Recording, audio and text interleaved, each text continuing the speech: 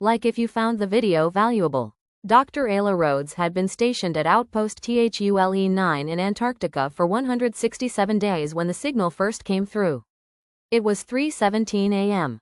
The temperature outside, -84 degrees Celsius. All systems were nominal. Her team was asleep. She was alone in the control room, running geothermal scans of the subglacial lake beneath their station. Then her terminal beeped. New audio file detected. She hadn't touched anything. The file was untitled. Format. .wav. Timestamp. 3 hours 17 minutes and 0 seconds. Origin. Unknown. She hit play. At first, just static. Then a deep hum, rhythmic, like a pulse. And underneath it, voices. Not English, not Russian, not anything. Layered voices. High, low, mechanical, overlapping.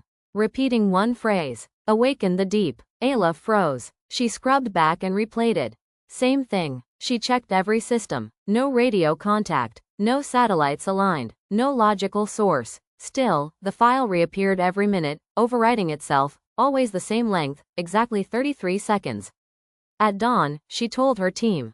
Dr. Malik ran a language breakdown. Dr. Pierce checked for signal echoes. Tasha, their geotech, ran seismic scans.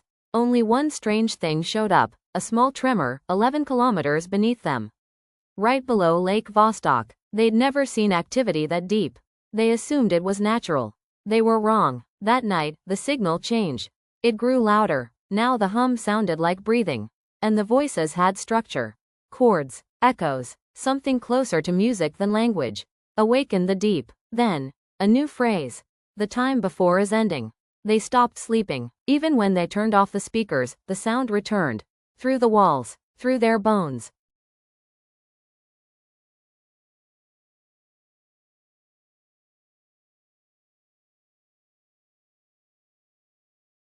Day 173.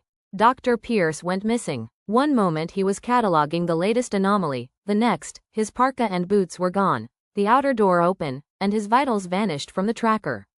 It was -90 degrees Celsius outside. They found his footprints leading toward the ice trench. But they stopped mid-step. No blood, no struggle, no Pierce, just gone. That night, Ayla heard something in the corridor. A knock, then a voice. Ayla, you should come below. She opened the door. No one there, except his badge. Dr. Pierce's ID, frozen and cracked, lying face up on the floor. Day 176. Tasha started sleep-talking, muttering in the same language from the signal. At first, they thought it was stress. Then she began carving symbols into her skin. Perfect spirals, dozens of them. When they tried to sedate her, she screamed in a voice not her own. It dreams beneath the black ice. They evacuated her into quarantine. By morning, she was dead. They were now 3, Ayla, Malik, and the silence between them. Except there was no silence anymore. Every screen flashed the same words. Awaken the deep. The ice remembers. The ice trench had shifted. What was once 11 kilometers down, was now rising. Closer. Alive. Malik snapped first. He loaded a sample drone and descended into the subglacial shaft. Refused to wear a tether. Said he heard it calling. The last video feed showed him smiling, surrounded by blue light. Then static. No recovery. Day 180. Ayla was alone. No contact with satellite command. No radio. Just snow. Cold. And the song. It was a song now. Fully formed. And Ayla could hum it perfectly. It lived in her. She put on her suit. Grabbed her recorder. And walked to the shaft.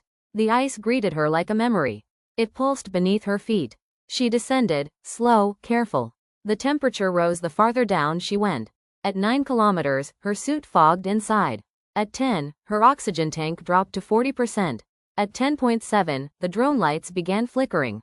And then, at 11 kilometers, she saw the city. Not ruins. Still powered. Still glowing. Still alive. Carved into the walls of an underwater cavern larger than a mountain. Impossible architecture. Pyramids bent sideways, orbs floating mid-air, spiraling towers that never touched the ground. And at its heart, a monolith. A perfect black pillar of ice, humming with power. And around it, figures. Thousands. Sleeping. Or dreaming. Ayla stepped closer. The monolith pulsed. The song reached its final note. And then it spoke, not aloud, but in her mind. You are the last. She dropped to her knees. We are the first. The monolith cracked. A single shard of black ice floated upward, and in it, her reflection. But older, and smiling. The monolith flashed. She saw Earth, thousands of years ago. Before humans, before continents, and the city, alive and shining above the sea. Then came the war, the freezing, the memory locked in ice. And now, waking, she spoke into her recorder, the last log of Outpost Thule 9. This is Dr. Ayla Rhodes. We were wrong. The ice doesn't hide the past.